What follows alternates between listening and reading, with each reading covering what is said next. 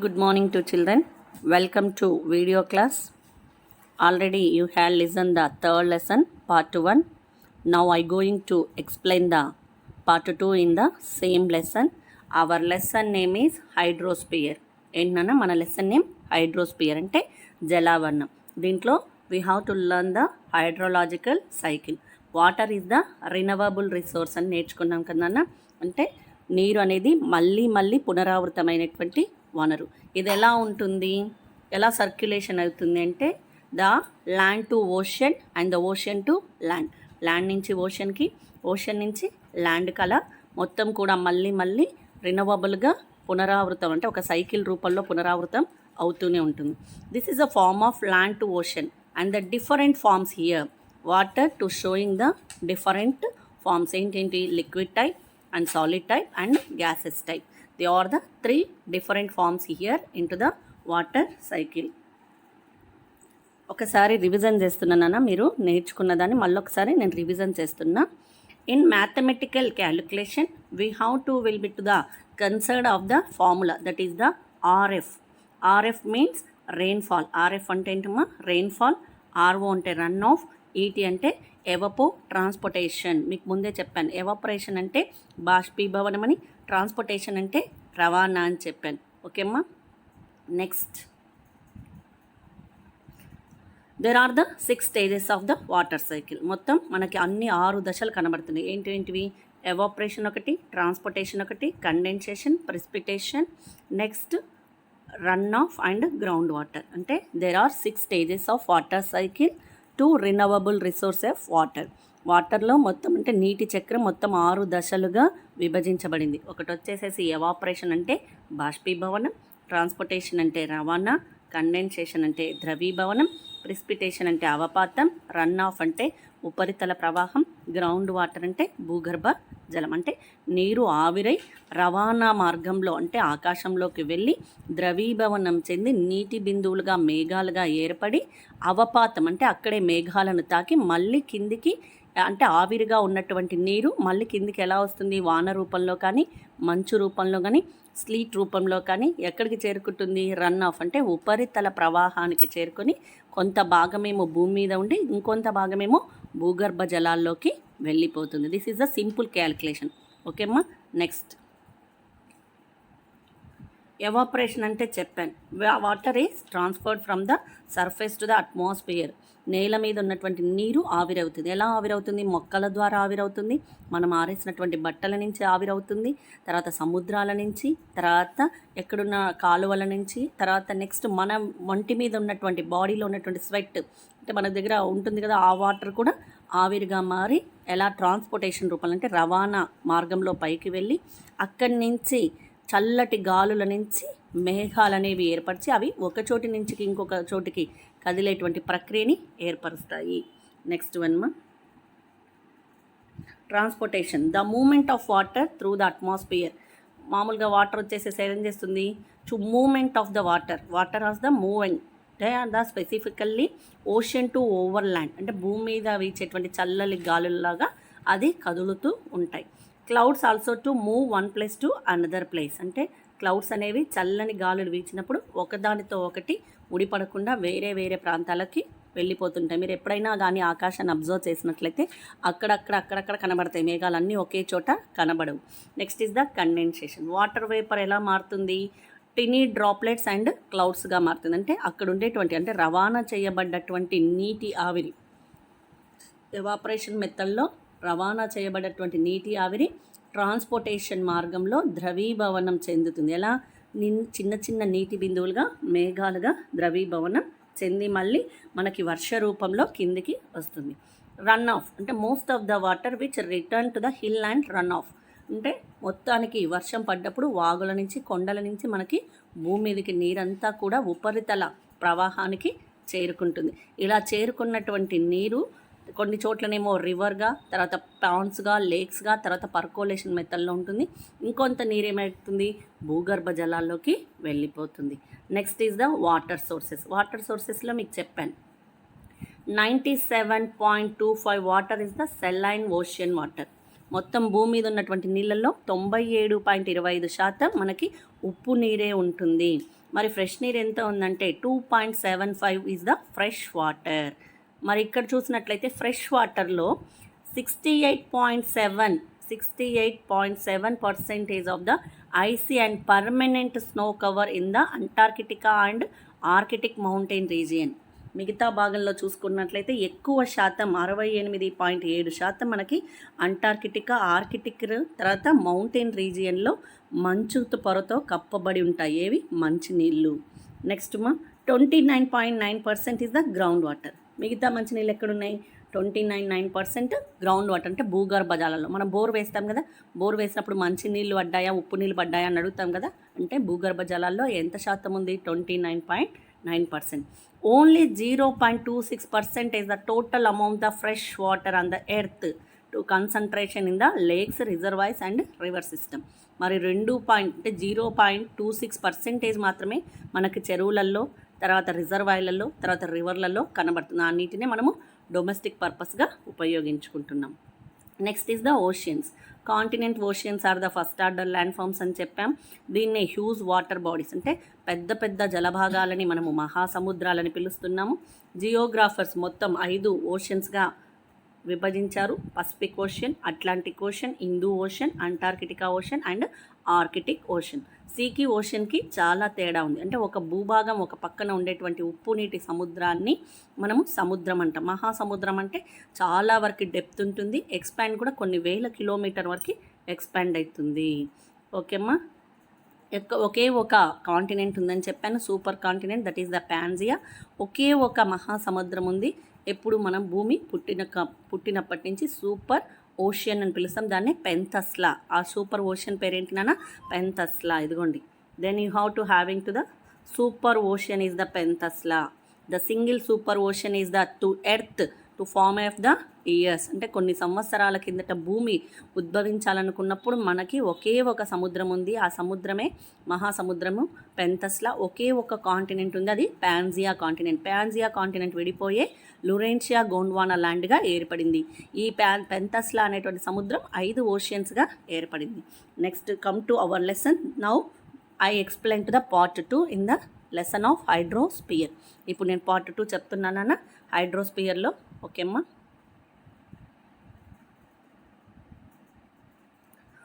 Relief of the ocean. Relief of the ocean అంటే మహాసముద్రాల ఉపరితలం.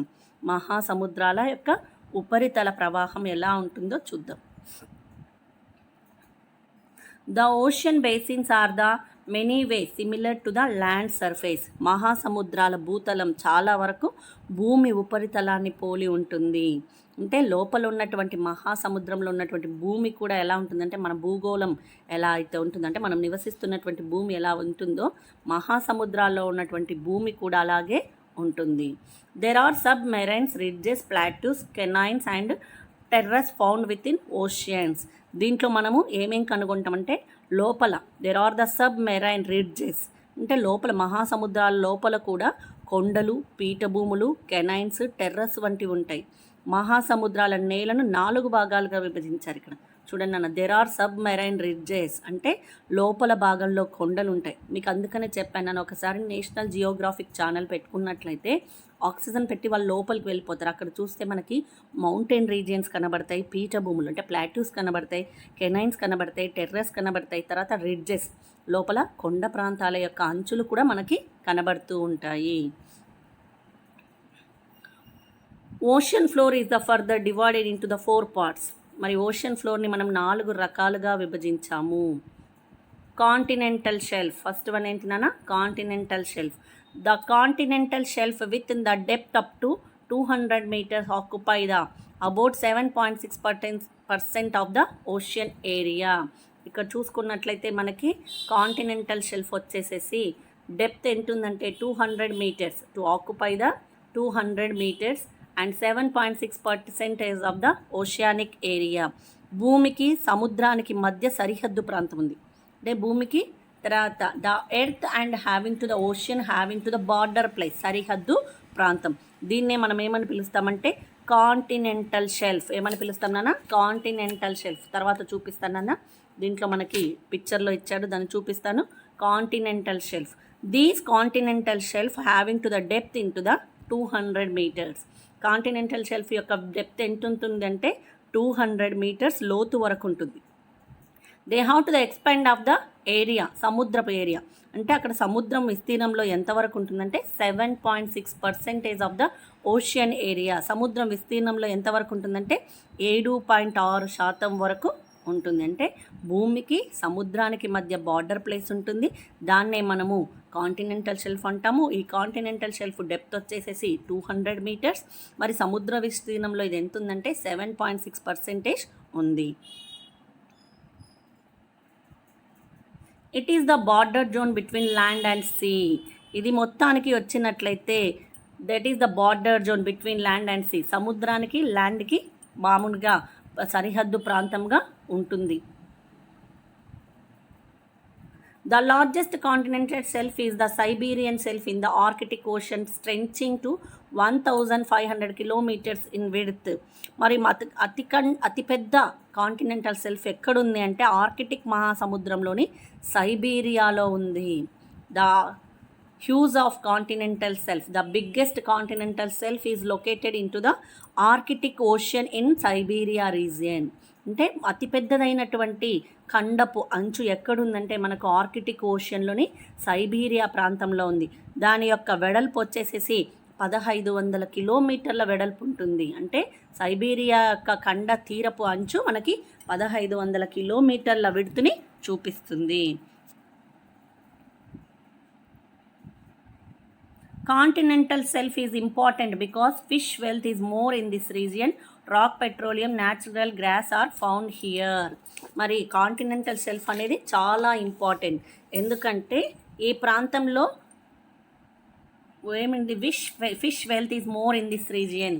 మత్స్య సంపద ఈ ప్రాంతంలో మనకి ఎక్కువగా ఏం కనబడుతుందంటే చేపలు పట్టే వాళ్ళు చాలా ఎక్కువగా కనబడతారు. అంతేకాకుండా rock, petroleum, natural gas also found here. అంటే ఈ ప్రాంతంలోనే మనకు ముడి చమురు అంటే రాక్, పెట్రోలియం, సహజ వాయువులు దొరుకుతాయి ఇక్కడ. అంటే continental shelf is the important. అక్కడ ఎందుకు మనము ఖండ తీరపు అంచు అంటే సముద్రానికి మనం దగ్గరగా ఉన్నటువంటి ప్రాంతం అది 200 మీటర్ల లోతు వరకు ఉంటుంది. 7.6% సముద్రం లోపల విస్తరించి ఉంటుంది, సముద్రపు ఏరియాగా విస్తరించి ఉంటుంది. తర్వాత అతిపెద్ద ఖండపు తీరపు అంచు ఎక్కడుందంటే ఆర్కిటిక్ ఓషన్లోని సైబీరియా ప్రాంతంలో ఉంది. ఇది 1500 kilometers వెడల్పు కలిగి ఉంటుంది. మరి కాంటినెంటల్ షెల్ఫ్ అనేది చాలా ముఖ్యమైనది. ఎందుకంటే ఇక్కడ మత్స్య సంపద ఎక్కువగా ఉంటుంది. అంతేకాకుండా రాక్, పెట్రోలియం అండ్ తర్వాత న్యాచురల్ గ్యాసెస్ ఇక్కడ మనకి దొరుకుతాయి. Building seaports is possible here. అంతేకాకుండా ఓడరేవులను కూడా నిర్మించవచ్చు. అంటే మనము దాదాపు we have to will bit the to oceanic area అంటే సముద్ర భాగము. కొత్తపట్నం ఉంది కదా, ఆ సముద్ర భాగం ఎంతవరకు లోపుతుంది అంటే ఫర్ ఎగ్జాంపుల్ చెప్తున్నా, ఇమాజినేషన్. కొత్తపట్నం చూసుకున్నట్లయితే అది ఖండపు తీరపు అంచు అంటే నీళ్లు కాకుండా సైడ్లకు ఉంటుంది చూడండి, దాన్ని ఖండ తీరపు అంచం, దాన్నే కాంటినెంటల్ షెల్ఫ్ అంటారు. దాన్ని ఏమని పిలుస్తాం? కాంటినెంటల్ షెల్ఫ్ అని పిలుస్తాము. లోపల మనకు తెలుసు డెప్త్ ఎంత ఉంటుందో. అక్కడ మనము చేపలు పట్టే వాళ్ళు లోపల గాలం వేసి చేపలు పడతారు. దాంట్లోనే మనకి సహజ వాయువులు అనేటువంటి రాక్, పెట్రోలియం, న్యాచురల్ గ్యాస్ దొరుకుతుంది. పక్కనే మనం ఓడరేవు నిర్మించుకుంటాం. That is will be to the having the continental shelf. Next is the continental slope. Next one ఏంటిమా? కాంటినెంటల్ స్లోప్ మీన్స్ ఖండ తీరపు వాలు. దీన్ని ఏమని పిలుస్తాం? ఖండ తీరపు వాలు. అదేమో ఖండ తీరపు అంచు, ఇదేమో ఖండ తీరపు వాలు.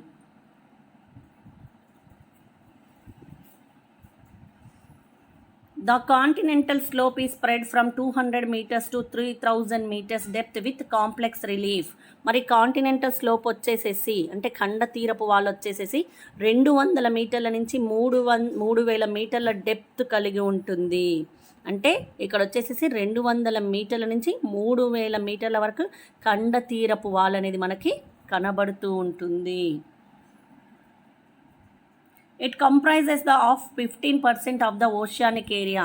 ఇది సముద్రపు విస్తీర్ణంలో 15% వరకు ఉంటుంది. They have to the spread and expanded in to the 15% of the oceanic area. The continental slope boundary indicates. Continental స్లోప్లో సరిహద్దు ఖండాలను కూడా సూచిస్తుంది. The continental slope boundary indicates the continents and the submarine canyons are the observed in this region. దీంట్లో చూసుకున్నట్లయితే కండ తీరపు వాలు సరిహద్దు ఖండాలను కూడా సూచిస్తుంది. దాంతోపాటు సముద్ర అగాధ ధరులు, తర్వాత హిమానీ నదులు కూడా ఉంటాయి. సబ్మెరైన్స్ అండ్ ద హిమానీ glaciers and the soil rivers erosion అంటే నదుల యొక్క నీటి కోత ప్రక్రియలతో ఇవి అనేవి అంటే కండ తీరపు వాల్ అనేది ఏర్పడుతుంది. These are formed by erosion process of the glacier and rivers. కండ తీరపు వాల్ అనేది ఎలా ఏర్పడుతుంది అంటే చెప్పాను కదా నాన్న, ఎరోషియన్ ప్రాసెస్ అంటే కోత. ఏవి కోస్తాయి? గ్లేజియర్స్, హిమానీ నదులు, రివర్స్ యొక్క అంటే నదుల యొక్క తర్వాత హిమానీ నదుల యొక్క ఎరోషియన్ ప్రాసెస్తో కాంటినెంటల్ స్లోప్ అనేది ఏర్పడుతుంది. నెక్స్ట్ వన్ చూడండి అమ్మా, deep sea plain and abyssal plain అంటే మహాసముద్ర మైదానాలు. Deep sea plains are gently sloping areas of the ocean basin. మహాసముద్రపు నేలల్లో లోపలి కల్లా ఉన్న మైదానాలు చాలా తక్కువ వాలుతో ఉంటాయి. చూడండి, deep sea plains are gently sloping areas of the ocean basins. మహాసముద్రపు నేల లోపలి కన్నా కూడా దాంట్లో ఉన్నటువంటి మైదానాల యొక్క వాలు చాలా తక్కువగా ఉంటుంది. These are the flattest and smoothest regions of the world. ఇవి ప్రపంచంలోకెల్లా కూడా అత్యంత చదునుగా తర్వాత నునుపుగా ఉండేటువంటి ప్రాంతాలు. అంటే మహాసముద్రపు నేలలో దాంట్లో ఉండేటువంటి మైదానాల యొక్క వాలు తక్కువగా ఉంటుంది. ఆ ప్రాంతం అంటే మైదాన ప్రాంతం అంటే మనం పంటలు పండించుకున్నటువంటి మైదాన ప్రాంతాలు ఎలా ఉంటాయి? చాలా చదునుగా ఉంటాయి, అంటే పంటలు పండించుకోవడానికి అనుకూలంగా ఉంటాయి, చాలా నునుపుగా ఉంటాయి. ఇక్కడ కూడా మహాసముద్రాల లోపల ఉన్నటువంటి నేల కూడా తక్కువ వాలును కలిగి ఉండి తర్వాత నున్నగా తర్వాత నునుపుగా తర్వాత చదునుగా ఉంటుంది. The depth vary between 3000 to 6000 metres. ఇక్కడ డెప్త్ వచ్చేసేసి 3000 నుంచి 6000 మీటర్ల లోతు వరకు ఉంటాయి. డీప్ సీ ప్లేన్స్ వచ్చేసేసి వాటి యొక్క లోతు ఎంత ఉంటుందంటే 3000 నుంచి 6000 మీటర్ల వరకు ఉంటుంది. It covers about the 76.2% of the ocean basin. సముద్రపు ఉపరితలాల యొక్క వీటి విస్తీర్ణం ఎంత ఉంటుందంటే 76.2% వరకు ఉంటుంది. అంటే సముద్రపు ఉపరితలంలో వీటి యొక్క విస్తీర్ణం 76.2% వరకు ఉంటుంది. నెక్స్ట్ వన్ చూడండి అమ్మా, ఓషన్ డీప్స్ అండ్ ట్రెంచెస్ అంటే మహాసముద్రం యొక్క అగాధాలు. అంటే ఇంకా లోపలికి వచ్చే కొద్దీ అగాధాలు కనబడతాయి కదా మనకి, లోపలికి వెళ్ళే కొద్దీ అక్కడ సుడిగుండాలు ఉన్నాయి, చాలా లోతు ఉందని చెప్తారు కదా, దాన్నే మనం ఏమని పిలుస్తామంటే ocean deeps and trenches. These are the large narrow trenches that plunge and great ocean deeps to depth of 6000 meters. ఈ అగాధాలు ఎలా ఉంటాయంటే చాలా సన్నగా లోతుగా 6000 మీటర్ల వరకు ఉంటాయి. These are the large narrow trenches that plunge as great ocean deeps.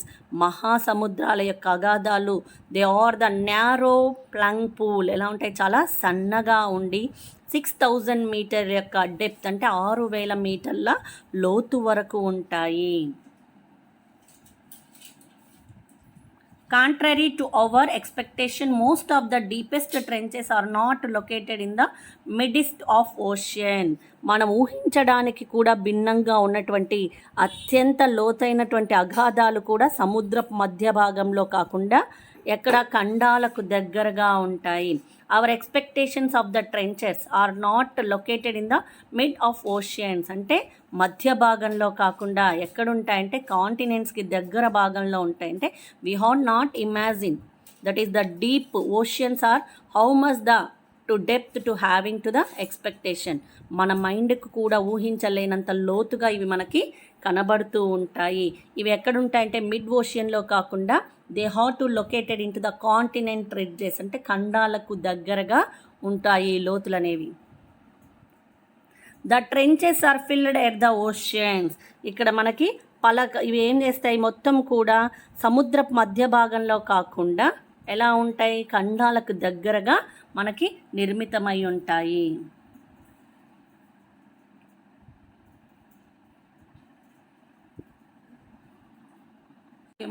Coming to our lesson isobaths. ఇప్పుడు ఏంటన్నా ఐసోబాత్స్.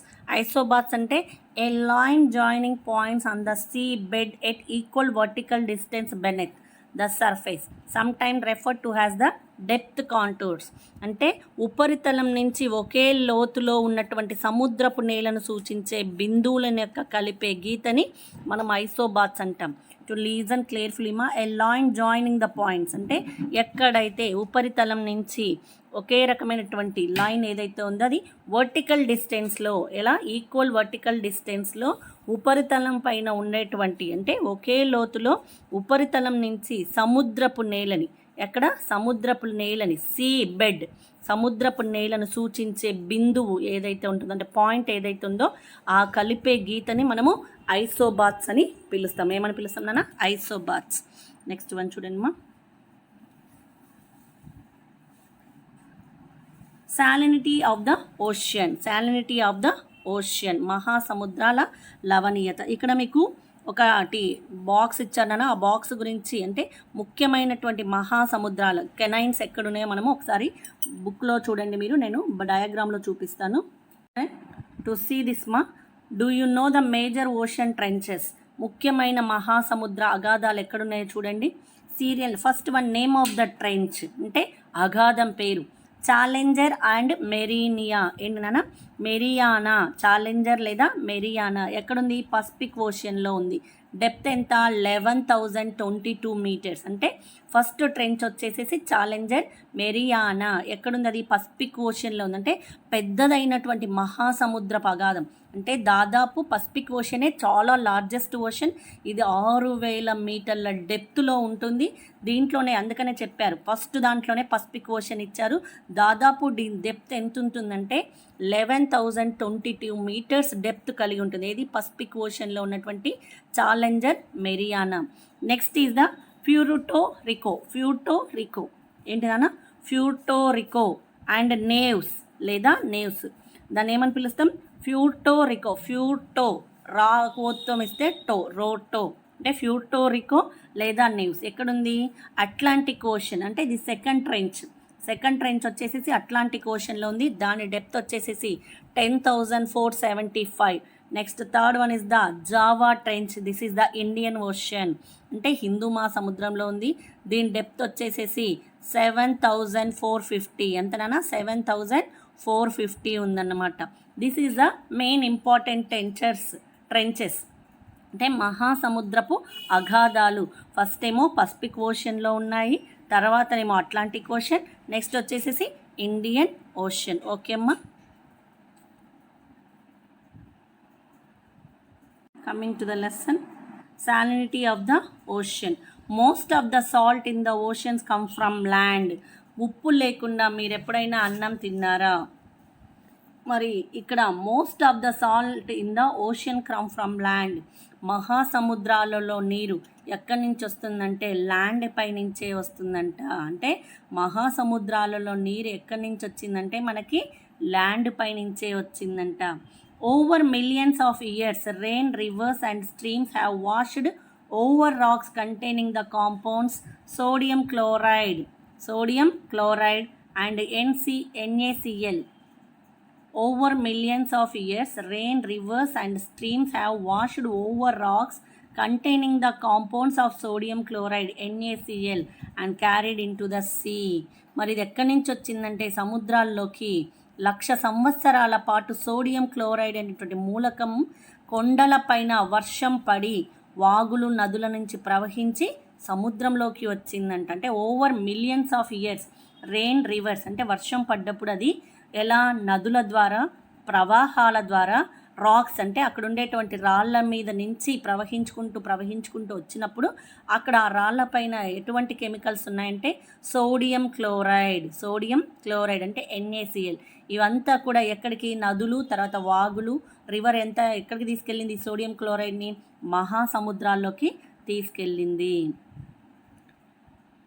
వి may know the sodium chloride but its common name table salt. మీ అందరికీ తెలుసు మనకి సోడియం క్లోరైడ్ అంటే టేబుల్ సాల్ట్ అనేది అందరికీ తెలిసిన విషయమే. నెక్స్ట్ వన్ చూడండి అన్న. Some of the salt in the oceans come from under the volcanoes and the hydrothermal events. మనకి ఇక్కడ చూసినట్లయితే some of the salt in the ocean, సముద్రాలలోని నీరు అంటే ఎక్కడి నుంచి వస్తుంది ఇది? They are the ocean from the under see volcanoes, సముద్రంలో ఉన్నటువంటి నీరు మనకి దాదాపుగా ఎక్కడి నుంచి వస్తుందంటే వాల్కానస్, సముద్రంలో నుంచేటువంటి అగ్ని పర్వతాల దగ్గర నుంచి, అంటే అగ్ని పర్వతాలు ఏవైతే ఉన్నాయో అక్కడి నుంచి మనకి ఈ సముద్రపు యొక్క నీరు అనేవి మనకి ఉప్పుగా కనబడుతుంటుంది కొన్నిసార్లు. Salinity is the term used to define the total contents of dissolved salt in this water. మనము salinityని terms of the define the total contents of dissolve salt, రకరకాలుగా వాటిని మనం డివైడ్ చేసాము. సీ వాటర్ని రకరకాలుగా అంటే రకరకాల యొక్క ఉప్పు నీటి ప్రాంతాలుగా వాటిని మనము డిజాల్వ్ చేసాము అన్నమాట. It is usually calculated as the amount of salt in grams dissolved in 1000 grams of sea water. అంటే సముద్రపు నీటిలో 1000 గ్రాముల ఉప్పు నీటి శాతం ఉంది అని చెప్పి మనము అనుకుంటూ, అంటే ఇవి క్యాలిక్యులేటెడ్ దాదాపు 1000 గ్రాముల ఉప్పు సముద్రపు నీళ్ళల్లో ఉండొచ్చు అని ఎక్స్పెక్టేషన్ చేస్తున్నాము. It is usually expressed as part per 1000. దీన్ని ఏమని పిలుస్తాం? పీపీటీ. దీన్ని ఏమని పిలుస్తాం నాన్న? పీపీటీ. అంటే ఒకవేళ మనకి సముద్రంలో 1000 గ్రాముల ఉప్పు ఉంటుంది అని చెప్పి మనం ఎక్స్పెక్టేషన్ చేస్తే దీన్ని మనం ఏమని పిలుస్తామంటే పీపీటీ, పార్ట్ పర్ 1000. ఏమని పిలుస్తాం నాన్న? పార్ట్ పర్ 1000 అని పిలుస్తాము. Generally speaking the average salinity of the ocean is 35 or about 35 parts. ఇక్కడ చూసుకున్నట్లయితే సాధారణంగా మహాసముద్రాల యొక్క నీటి లవణీయత అంటే ఉప్పు శాతం ఎంత ఉంటుందంటే 35 లేదా 35 పార్ట్స్, 35% లేదా 35 పార్ట్స్ ఉంటుంది. దీంట్లో 1000 గ్రాముల నీటిలో మనకి 35% మాత్రమే సాల్టీనెస్ అనేది కనబడుతుంది. జనరల్లీ స్పీకింగ్ యావరేజ్ సాలినిటీ, జనరల్గా మాట్లాడుకున్నట్లయితే 1000 గ్రాముల ఉప్పు నీటిలో మనకి 35% మాత్రమే ఉప్పు నీరు అనేది కనబడుతూ ఉంటుంది. All seawater contains large amount of dissolved minerals matter of which sodium chloride NaCl or common salt alone constitute of 77.8%. మరి సముద్రపు నీటిలో మొత్తం కరిగిన దాంట్లో ఏముంటాయంటే మినరల్స్, ఏముంటాయన్నా ఖనిజాలు. To contents of the dissolved minerals అంటే 1000 గ్రాముల నీటిలో 35% మాత్రమే ఉప్పు ఉంటుంది. మిగతా 77.8% ఏముంటాయంటే ఖనిజాల లవణాలు. ఏముంటాయినా? ఖనిజాల లవణాలు ఉంటాయి. వీటిలో కూడా NaCl ఉంటుంది. అంటే ఈ ఖనిజాలలో కూడా మనకి NaCl అంటే కామన్ సాల్ట్ అయినటువంటి సోడియం క్లోరైడ్ అనేది మనకి కనబడుతూ ఉంటుంది. నెక్స్ట్ వన్ ఈజ్ ద ఐసోలైన్ అన్న. నెక్స్ట్ ఏంటి నాన్న? ఐసోలైన్. మనము ఐసోలైన్ గురించి చెప్పుకుందాం నాన్న. ఇక్కడ a line joining the points in the ocean having the same degrees of salinity. మన ఇక్కడ చూసినట్లయితే మనకి మొత్తానికి కూడా ఐసోలైన్ అంటే మనకి తెలియాలి. A line joining the points, ఎక్కడైతే లైన్ జాయినింగ్ ఉందో దాన్నే మనం ఏమని పిలుస్తామంటే ocean having the same degrees of salinity. అంటే మనకు వచ్చేసేసి ఎక్కడైతే అధిక ఉష్ణోగ్రతలు కాకుండా తక్కువ ఉష్ణోగ్రతల ప్రాంతంలో మనకి ఐసోలైన్స్ అనేవి కనబడుతుంటాయి. ఏ లైన్ జాయినింగ్ ద పాయింట్స్, ఒక లైన్ అనేది ఓషన్ యొక్క సేమ్ డిగ్రీస్ అంటే అదే మోతాదులో ఒకే రకమైనటువంటి ఉష్ణోగ్రత కనబడుతుంటే మనం వాటిని ఏమని పిలుస్తామంటే ఐసోలైన్. అంటే సముద్రంలో ఒకే లవణీయత ఉన్నటువంటి ప్రాంతాలను కలిపే రేఖ.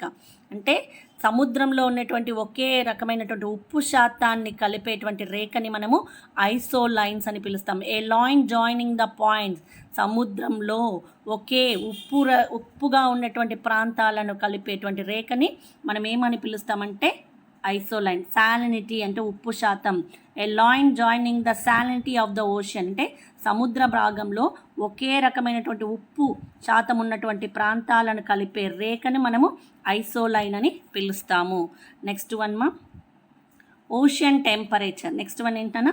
ఓషన్ టెంపరేచర్, మహాసముద్రపు ఉష్ణోగ్రత. When compared to land, the temperature in oceans does not shows the much variation. మనకి ఇక్కడ చూసుకున్నట్లయితే భూమితో పోలిస్తే సముద్రాల మీద ఉష్ణోగ్రతలలో అంత తేడా ఉండదు. When compared to land the temperature, మనము ఒకవేళ భూమితో అంటే భూమిపైన ఉన్నటువంటి ఉష్ణోగ్రతలతో పోలిస్తే సముద్రపు ఉష్ణోగ్రతలలో చాలా తేడా ఉండదు. But these little variation show the great impact, కానీ కొద్దిపాటి తేడా మాత్రం చూపిస్తుంది. కొద్దిపాటి తేడా అంటే సముద్రపు టెంపరేచర్ ల్యాండ్ టెంపరేచర్ డిఫరెంట్గా ఉంటుంది, కానీ కొన్ని వేరియేషన్స్ అనేవి మనకి ఇక్కడ కనబడుతూ ఉంటాయి. For example, the activeness of southwest monsoon in India is affected by El Nino and La Nina. ఇక్కడ చూసినట్లయితే సముద్రపు ప్రవాహాల్లో మనకి చాలా తేడా అనేది కనబడుతూ ఉంటుంది. మనకి ఇక్కడ చాలా తేడా అనేది కనబడుతుంది. ఫర్ ఎగ్జాంపుల్ ద యాక్టివిటీస్ అంటే దీనివల్ల ఏర్పడేటువంటి వెస్ట్ మాన్సూన్స్ అంటే నైరుతి ఋతుపవనాలు ఏవైతే ఉన్నాయో అవి ఎలనినో అండ్ లననినో అనేటువంటి వెస్టర్న్ మాన్సూన్స్ అనేవి ఇండియాలో ఎక్కువగా ఎఫెక్ట్ అనేవి చూపిస్తుంటాయి. ఇవి ఎక్కడున్నాయంటే పసిఫిక్ మహాసముద్రాల్లోని ఉష్ణోగ్రతల తేడా వల్ల ఏర్పడేటువంటి ఎలనినో లననినో అనేటువంటి భారతదేశ నైరుతి ఋతుపవనాలు ఎక్కువగా ప్రభావితం అవుతాయి. అంటే తేడా చూపిస్తాయని చెప్పాను కదా, కొద్దిపాటి వేరియేషన్స్ కనబడతాయి. ల్యాండ్ టెంపరేచర్ని ఈ టెంపరేచర్ని పోల్చుకుంటే మనకు కొద్దిపాటి తేడా అనేది కనబడుతుంది. ఆ తేడా వచ్చేసేసి ఎక్కడ కనబడుతుంది అంటే ఇన్ పసిఫిక్ ఓషియన్లో ఏర్పడేటువంటి ఎలనినో లననినో అనేవి నైరుతి ఋతుపవనాల మీద ఎక్కువగా ప్రభావం చూపుతాయి. Next The ocean temperature is influenced by the altitude, winds, ocean currents and equal distribution of land and change seasons. మరి ఇక్కడ వచ్చేసేసి ఏవేవి ఎక్కువగా ప్రభావం చూపిస్తాయి అంటే ocean temperature influenced by the altitude, సముద్రపు ప్రవాహాలు, తర్వాత విండ్స్ గాలులు, తర్వాత next ocean currents, unequal distribution. ఇవి చాలా వరకు అక్షాంశాలు, గాలులు, సముద్ర ప్రవాహాలు, భూ విస్తీర్ణంలో తేడాలు, మారుతున్నటువంటి కాలాలు, ఇవన్నీ కూడా they have to influenced by the ocean temperature. సముద్రం మీద ఉన్నటువంటి ఉష్ణోగ్రతని ఏవేవి ఎక్కువగా ప్రభావితం చేస్తాయంటే అక్కడ ఉండేటువంటి మహాసముద్ర అక్షాంశాలు, గాలులు, సముద్ర ప్రవాహాలు, భూ విస్తీర్ణంలో తేడాలు, మారుతున్నటువంటి కాలాలు, ఇవన్నీ కూడా మహాసముద్రం యొక్క టెంపరేచర్ని ఇన్ఫ్లుయెన్స్ చేస్తాయి. Normally the temperature in the ocean various from the -2 degrees to 29 degrees centigrade. మనకి ఇక్కడ చూసుకున్నట్లయితే సాధారణంగా ఓషన్ టెంపరేచర్ ఎంత ఉంటుందంటే -2 degrees నుంచి 29 degrees సెంటీగ్రేడ్ మధ్యన మనకి కనబడుతూ ఉంటుంది. నెక్స్ట్ వన్ చూడండి vertical distribution of temperature. As the one goes deep inside the ocean, the temperature decrease. మనం చూసుకున్నట్లయితే మహాసముద్రాల యొక్క ప్రవాహాలు చూసుకున్నట్లయితే one goes deep inside the ocean, the temperature decrease. మనం సముద్రపు వైపు ప్రయాణించే కొద్దీ అక్కడ యొక్క దాని టెంపరేచర్ ఏమవుతుంది అంటే తగ్గుకుంటూ వస్తుంది. The fall in temperature very steep for the first kilometre. సముద్రపు లోతుల్లోకి వెళ్ళే కొద్దీ ఉష్ణోగ్రతలు తగ్గుతుంటాయి. The fall in temperature is very steep for the first kilometre. మొదటి కిలోమీటర్ లోతుకి వెళ్ళినప్పుడే ఉష్ణోగ్రతలు ఏమైతే టెంపరేచర్ అనేది చాలా తగ్గిపోతుంది. Next is the ocean currents next one ఏంటి ocean currents. The ocean current is the general movement of mass of water in fairly define the direction over greatest distance. ఒక ఖచ్చితమైనటువంటి దిశలో దూరం ప్రవహించేటువంటి మహాసముద్రపు నీటిని మనము ఓషియన్ కరెంట్స్ అంటాం. అంటే general movement of mass water in fairly define the direction into the great distance. ఒక ఖచ్చితమైనటువంటి డైరెక్షన్లో చాలా దూరం వరకు ప్రవహించేటువంటి మహాసముద్రపు నీటిని మనము మహాసముద్రపు అంటే ఓషియన్ కరెంట్స్ అని పిలుస్తాము. These ocean currents are sometimes called the ocean rivers. కొన్నిసార్లు వీటిని మహాసముద్రపు నదులు అని కూడా అంటారు. Ocean currents may be classified based on temperature as cold currents and warm currents. ఇవి మహాసముద్ర ప్రవాహాలు ఉష్ణ ప్రవాహాలుగా తర్వాత శీతల ప్రవాహాలుగా విభజిస్తారు. అంటే ocean temperature as to divided into the cold currents and the warm currents. Cold currents అంటే శీతల ప్రవాహాలు, వామ్ కరెంట్స్ అంటే వెచ్చని అంటే ఉష్ణ ప్రవాహాలు. Generally, warm currents flows towards the pole, cold currents flows towards the equator. మనం ఇక్కడ చూసుకున్నట్లయితే సాధారణంగా వామ్ కరెంట్స్ అనేవేమో ధ్రువపు ప్రాంతాల వైపు ఫ్లో అయితే కోల్డ్ కరెంట్స్ వచ్చేసేసేమో భూమధ్య రేఖ వైపు వెళ్తాయి. The ocean water current which flows speedily is called a stream and that which flows slowly is called a drift. మరి ఇక్కడ వేగాన్ని బట్టి మహాసముద్రాల యొక్క ప్రవాహాలని డ్రిఫ్ట్ అని, స్ట్రీమ్ అని వర్గీకరిస్తారు. నిదానంగా ప్రవహించే దాన్నేమో డ్రిఫ్ట్ అంటాము. ఇక్కడ చూడండి అన్న, which flows slowly is called drift. చాలా స్లోగా ప్రవహిస్తే దాన్ని ఏమని పిలుస్తాము? డ్రిఫ్ట్ అని. వేగంగా which flows speedy is called a stream. వేగంగా వెళ్తే దాన్ని స్ట్రీమ్ అని పిలుస్తాం. రెండు కూడా స్ట్రీమ్. డ్రిఫ్ట్ అన్నా ప్రవాహమే, స్ట్రీమ్ అన్నా ప్రవాహమేనా. వేగంగా వెళ్తే స్ట్రీమ్ అని, చాలా నిదానంగా వెళ్తే డ్రిఫ్ట్. అంటే ఓషన్ వాటర్ కరెంట్ అనేది మహాసముద్రాల యొక్క ప్రవాహం అనేది నిదానంగా వెళ్తే డ్రిఫ్ట్ అని, వేగంగా వెళ్తే స్ట్రీమ్ అని పిలుస్తాము. Ocean currents are caused by the flowing factors. Ocean currents అనేవి కొన్ని ఫ్యాక్టర్స్ మీద ఆధారపడి ఉన్నాయి. అదే సెంట్రిఫ్యూగల్ ఫోర్స్ అంటే అపకేంద్ర బలం. The centrifugal force at the equator is greater than that the poles because the great circles as the time of revolution coincide with the equator. భూమి తన చుట్టూ తను తిరుగుతున్నటువంటి క్రమంలో ధృవాలతో కంపారిజన్ చేస్తే భూమధ్య రేఖ వద్ద సెంట్రిఫ్యూగల్ ఫోర్స్ అనేది ఎక్కువగా ఉంటుంది. The centrifugal force to the equator is greater than the poles. అంటే అపకేంద్ర బలం అనేది అప్పుడు భూమి తన చుట్టూ తాను తిరుగుతున్నటువంటి దిశలో ధృవాలతో అంటే పోల్స్తో కంపారిజన్ చేస్తే ఎక్కడ ఎక్కువగా ఉంటుందంటే సెంట్రిఫ్యూగల్ ఫోర్స్ మనకి భూమధ్య రేఖ వద్ద ఎక్కువగా ఉంటుంది. The variation of these forces make the equatorial water to moves towards the pole. మరి ఇవి ఎక్కడికి ప్రవహిస్తాయి అంటే ఎక్కువగా భూమధ్య రేఖ ప్రాంతం నుంచి మహాసముద్రపు నీళ్లు ధృవాల వైపు ప్రవహిస్తాయి. These forces to make the equatorial water to move the poles. అంటే ఇక్కడ ఉన్నటువంటి ఓషన్ వాటర్ భూమధ్య రేఖ దగ్గర నుంచి మహాసముద్రాలలోని ధృవాల వైపు ప్రవహిస్తాయి. Next is the effect of winds. పవనాల ప్రభావం. These stress due to the wind and the winds movement modify the theoretical directions of currents. పవనాల యొక్క కదలిక వల్ల ఏర్పడేటువంటి మార్పులో ఏమైతే ఒక దిశ నుంచి ఇంకో దిశకు నీళ్ళు అనేవి ప్రవహిస్తాయి. గాలి ఎక్కువగా ఉంటే ఆ నీళ్ళు అదే దిశగా ప్రవహిస్తాయి. అంటే పవనాల బట్టి కూడా నీళ్ళు అనేవి వాటి యొక్క ప్రవాహ యొక్క దిశని ఏర్పరచుకుంటాయి. అంటే ఇప్పుడు సౌతర్న్ సైడ్ గాలులు ఎక్కువగా ఉన్నాయనుకోండి, అక్కడ ఉన్నటువంటి నీరు ఎక్కడ పోతుంది? దక్షిణం వైపు ప్రవహిస్తాయి. అదే ఈస్టర్న్ సైడ్ ఎక్కువగా గాలులు వీస్తున్నాయి అనుకోండి, ఈస్టర్న్ సైడ్ ఆ నీళ్ళు అనేవి వెళ్ళిపోతూ ఉంటాయి. Thus it is a 50 miles per hour wind will produce a current whose velocity of 0.75 miles per hour. మరి గంటకు 50 మైళ్ళ వేగంతో వీచేటువంటి గాలుల యొక్క వల్ల 0.75 వేల వేగంతో ఏర్పడేటువంటి ప్రవాహాలు ఏర్పడతాయి. అంటే 50 మైళ్ళ వేగంతో గాలులు వీస్తున్నట్టయితే అక్కడ 0.75 మైళ్ళ వేగంతో మనకి ప్రవాహాలు అనేవి ఏర్పడతాయి. Next is the precipitation. ఇంత ముందుకే చెప్పాను.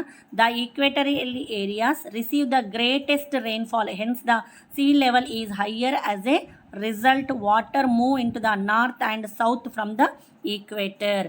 భూమధ్య రేఖ ప్రాంతం వద్ద అత్యధిక ప్రిసిపిటేషన్ అనేది ఉంటుంది, ఎక్కువగా ప్రిసిపిటేషన్ అనేది కనబడుతుంది. కాబట్టి ఇక్కడ ఉండేటువంటి సముద్ర నీటి మట్టం ఎలా ఉంటుంది? చాలా ఎక్కువగా ఉంటుంది.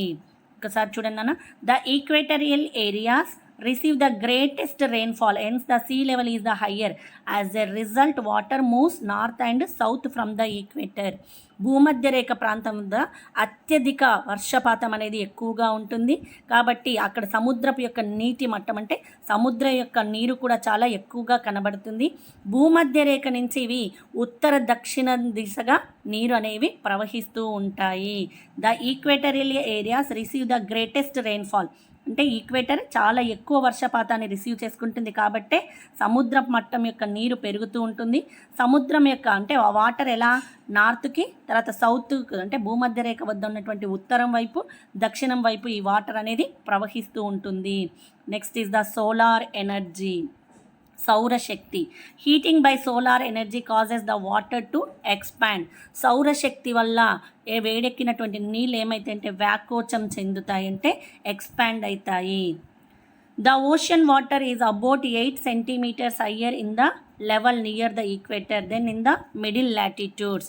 8 సెంటీమీటర్లు ఎక్కువగా ఉంటాయి. భూమధ్య రేఖ దగ్గర నుంచి పోల్చినట్లయితే అంటే భూమధ్య రేఖ దగ్గర ఉన్నటువంటి అక్షాంశాలతో పోలిస్తే మహాసముద్రాల యొక్క మట్టం అంటే అక్కడ ఉండేటువంటి మహాసముద్రాల యొక్క నీరు 8 రెట్లు ఎక్కువగా ఉంటుంది. అంటే భూమధ్య రేఖ దగ్గర ఉన్నటువంటి అక్షాంశాలతో పోలిస్తే సముద్రం యొక్క నీటి మట్టం 8 సెంటీమీటర్లు ఎక్కువగా ఉంటుంది. Next is the ocean as the resource, వనరులుగా మహాసముద్రాలు. Most of the life on earth is under the water. భూమి మీద అధిక శాతం నీటిలో జీవులు ఉన్నాయి. భూమి మీద అధిక శాతం జీవులు ఎక్కడున్నాయంటే నీటిలో ఉన్నాయి. హ్యూమన్ బీయింగ్స్ ఈ still have not finished identify all different from of the life in ocean. కానీ నీటిలో ఉన్నటువంటి అన్ని జీవాలను గుర్తించే ప్రక్రియని మానవులు ఇంకా పూర్తి చేయలేదు. Human beings is not still have not finished identify the all different forms of the life in oceans. అంటే మానవులు ఇంకా నీటిలో ఉన్నటువంటి అన్ని జీవులని గుర్తించలేదు. Ocean provided abundant food resources like fish and salt ocean floor is mined for oils. ఇక్కడ నుంచి మానవులు తమ ఆహారం కోసం జీవనోపాధి కోసం దేని మీద ఆధారపడేవాళ్ళంటే ఓషన్ మీద. ఎలా అంటే ఫిష్ అంటే మత్స్య సంపదను, అక్కడ చేపలు వేటాడి అమ్ముకొని బతికేవాళ్ళు. తర్వాత సముద్రం నుంచి ఉప్పును తయారు చేసి అమ్ముకునేవాళ్ళు. ఆయిల్ని అంటే క్రూడ్ ఆయిల్, న్యాచురల్ గ్యాస్ని పర్టికులర్స్గా పంపుతో డిప్ చేసుకొని వేరే ప్రదేశాలకి అమ్ముకునేవాళ్ళు. అంటే అక్కడ హ్యూమన్ బీయింగ్స్ అనేవాళ్ళు మొత్తం కూడా ఓషన్స్ మీద కూడా వాళ్ళ యొక్క జీవనోపాధిని పొందేవాళ్ళు. Human extracts the minerals like chlorine, fluorine, iodine from it. సముద్రాలలో మనకి ఎక్కువగా మనకి ఏం కనబడుతుంది? క్లోరిన్, ఫ్లోరిన్, అయోడిన్ అనేటువంటి ఖనిజాలు, మనకి ఖనిజ లవణాలు అనేవి కనబడుతూ ఉంటాయి. Ocean waves are used from generating power. అంతేకాకుండా సముద్రపు యొక్క అలలతో మనము కరెంటును కూడా ఉత్పత్తి చేయవచ్చు. Oceans have the became dump for our plastic waste. కానీ మనం ఏం చేస్తున్నాం? మనము రకరకాలైనటువంటి ముత్యాలు, రత్నాలు కూడా మనకి ఇక్కడ దొరుకుతాయి. ఇక్కడ సముద్రం నుంచి మనం అనేక రకాలైనటువంటి లాభాలను పొందుతున్నాం. ఆయిల్ని తయారు చేసుకుంటున్నాం, ఉప్పును తయారు చేసుకుంటున్నాం. తర్వాత మన జీవనోపాధి కోసం మన చేపల్ని వేటాడి వాటిని అమ్ముకొని బతుకుతున్నాం. అంతేకాకుండా ఇళ్లకు, పరిశ్రమలలో ఉపయోగిస్తున్నాం. అంటే చిన్న చిన్న ఇసుకను, గులకరాలని మనం ఇల్లు కట్టుకోవడంలో, పరిశ్రమలు కట్టడంలో ఉపయోగిస్తున్నాం. దీంట్లో క్లోరిన్, ఫ్లోరిన్, అయోడిన్ అనేటువంటి ఖనిజాలు ఉన్నాయి. తర్వాత దీంట్లో మనము సముద్ర అలలతో విద్యుత్ శక్తిని కూడా తయారు చేసుకుంటున్నాం. సముద్రం గర్భ నుంచి అంటే సముద్రం లోతు నుంచి ఆయిల్ని కూడా మనం బయటికి తీస్తున్నాం. అంతేకాకుండా ముత్యాలను, రత్నాలను కూడా మనము వాటి నుంచి సేకరించుకుంటున్నాం. అంటే సముద్రాలు మనకి నాగరికతలో చాలా వరకు సహాయం చేస్తున్నాయి. కానీ ఈరోజు ఏం చేస్తున్నాయంటే ప్లాస్టిక్, ఇతర వ్యర్థాల పదార్థాల ద్వారా అంటే మనం తిన్నటువంటి ప్లాస్టిక్ పేపర్ని సముద్రంలో, నదులలో వేయడం వల్ల అక్కడ ఉండేటువంటి చాలా జీవులు అంతరించిపోతున్నాయి. ఒకసారి ఇక్కడ మీకు బాక్స్ ఇచ్చారు చూడండి, అది చూపిస్తాను.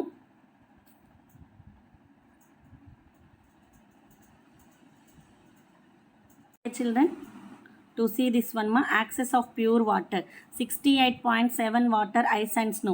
మంచి నీళ్ళు మొత్తం మంచు రూపంలో మనకి ఎంత పర్సెంటేజ్ కనబడతాయి? ఇంతకుముందుకే చెప్పాను 68.7%. అండర్ గ్రౌండ్ వాటర్ వచ్చేసి 29.9%. 1.4 వచ్చేసి రివర్స్లలో, లేక్స్లలో, రిజర్వాయర్స్లలో కనబడుతుంది. టోటల్ వాటర్ మొత్తం ఎంత అంటే 100%. 100%లో 68 ఏమో ఐస్ అండ్ స్నో రూపంలో కనబడుతున్నాయి. నెక్స్ట్ ఇది చూడండి అన్న డయాగ్రామ్, వరల్డ్ మ్యాప్. ఇక్కడ మనకు వచ్చేసేసి ఓషన్ టెంపరేచర్, మహాసముద్రాల యొక్క ప్రవాహాలు ఎలా ఉన్నాయో మీకు కనబడుతున్నాయి చూడండి. ఈ ఆరో మార్క్స్లో ఉన్నాయన్నీ కూడా మహాసముద్ర ప్రవాహాలు అన్నమాట. ఇవి ఈక్వేటరియల్ రీజియన్, తర్వాత మొత్తం కూడా మనకి ఇలా ప్రవహిస్తుంటాయి. అంటే ఒక దగ్గర నుంచి పసిఫిక్ ఓషన్, తర్వాత North Pacific Ocean, southern equator, South Pacific Ocean ఇలా వెళ్తూ ఉన్నాయన్నమాట. ఇవన్నీ కూడా మనకి మహాసముద్రాల యొక్క ప్రవాహాలు. ఓకే నాన్న, 2 లెసన్ ఈజ్ ఓవర్ మా. 2 next lesson to continue to the another class. Okay ma, any doubts you have to having to clarify in the Zoom app. Okay children, thank you very much.